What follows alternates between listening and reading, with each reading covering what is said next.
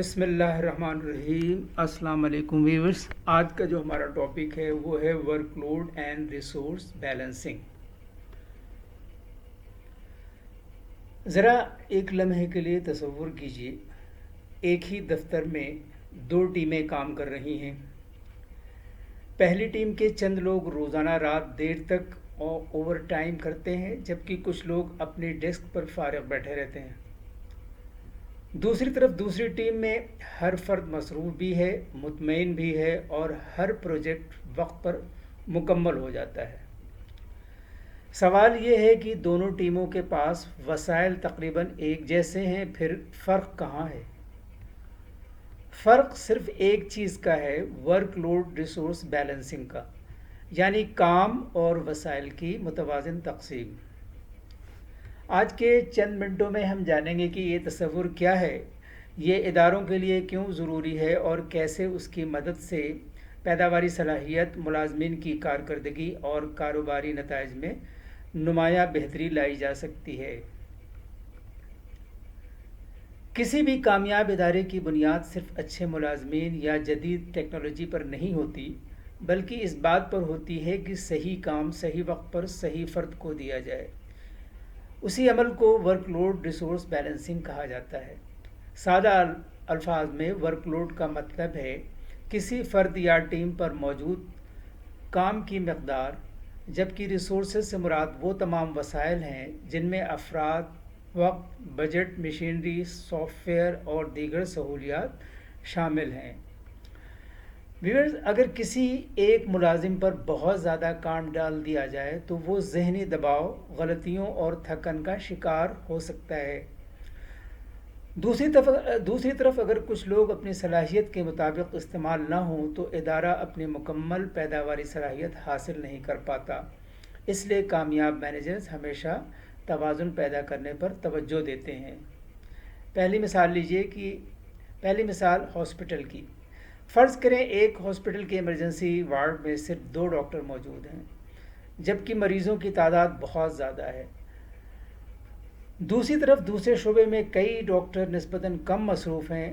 اگر انتظامیہ بروقت ڈاکٹرز کی ڈیوٹی کو متوازن کر دے تو نہ صرف مریضوں کو بہتر اور بروقت علاج ملے گا، بلکہ ڈاکٹروں پر غیر ضروری دباؤ بھی کم ہو جائے گا۔ یہی ہے ریسورس بیلنسنگ۔ دوسری مثال ہے سافٹ ویئر کمپنی کی۔ ایک سافٹ ویئر کمپنی میں 5 ڈیولپرز کام کر رہے ہیں۔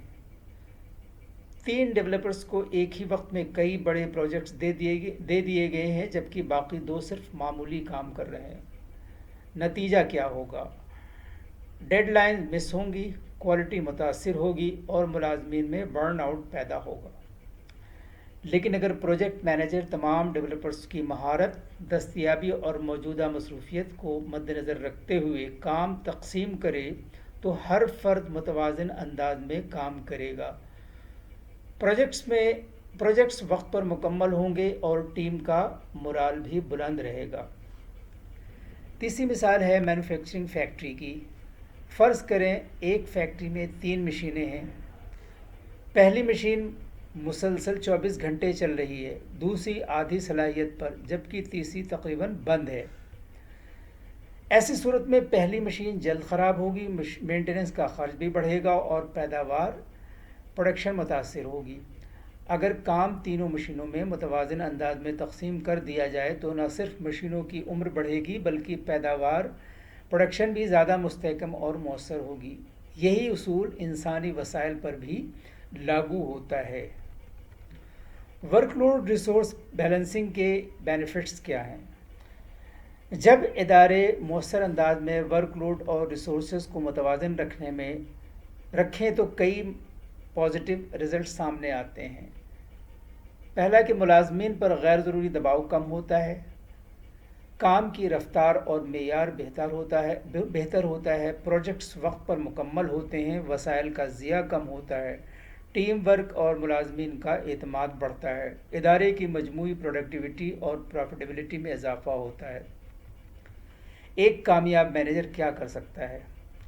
ایک مؤثر مینیجر صرف کام تقسیم نہیں کرتا بلکہ ہر فرد کی صلاحیت، تجربے، دستیابی اور ترجیحات کو سمجھ کر ذمہ داریاں تفویض کرتا ہے۔ وہ مسلسل یہ جائزہ لیتا ہے کہ کون سا ملازم اوور لوڈڈ ہے، کون انڈر یوٹیلائزڈ ہے، کون سا ریسورس بہتر استعمال کیا جا سکتا ہے، کہاں باٹل نیک پیدا ہو رہا ہے۔ اسی بنیاد پر بروقت فیصلے کرتا ہے بلکہ تاکہ پوری ٹیم متوازن انداز میں کام کرے۔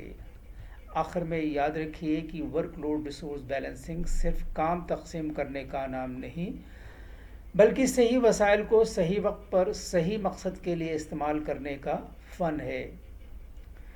ویورز، جب ادارے اس اصول کو اپناتے ہیں تو صرف پروجیکٹس ہی کامیاب نہیں ہوتے بلکہ ملازمین زیادہ پرسکون، زیادہ پراعتماد اور زیادہ مؤثر انداز میں کام کرتے ہیں۔ ایک کامیاب تنظیم وہ نہیں جس کے پاس سب سے زیادہ وسائل ہوں، بلکہ وہ ہے جو اپنے موجودہ وسائل کا بہترین اور متوازن استعمال کرنا جانتی ہو۔